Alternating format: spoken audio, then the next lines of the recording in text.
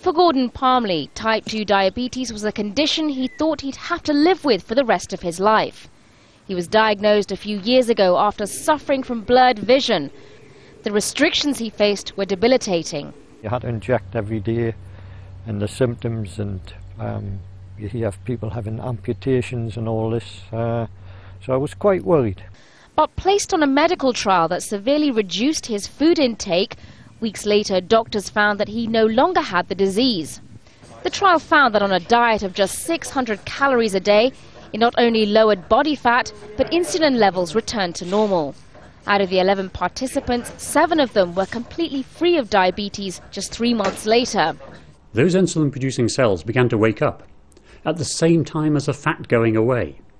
And after 8 weeks on the diet, those insulin-producing cells had returned to normal. And that is absolutely remarkable because this has never been seen before.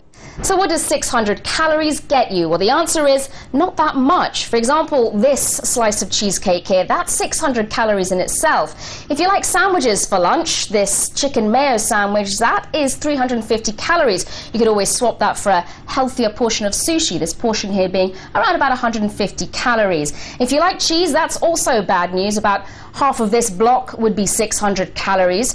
You could also swap that for some yogurt. That would be a lower calorie option here. Until now, medication in the form of tablets or insulin injections have been the way to treat type 2 diabetes. Currently, more than 300 million people around the world have diabetes. 90% of them have the type 2 version, caused by obesity and a lack of exercise.